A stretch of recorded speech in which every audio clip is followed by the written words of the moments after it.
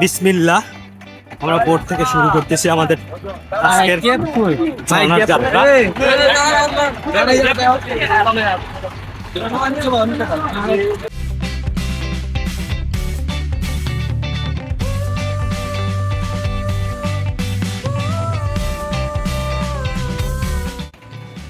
আমরা ঝর্ণা তো দেখবই, সাথে সাথে লেকের ভিউ দেখতে দেখতে যাব।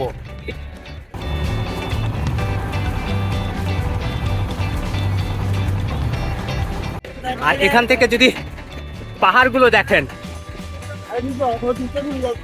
খুবই সুন্দর দেখাচ্ছে। এখান থেকে পাহাড়গুলো খুবই সুন্দর।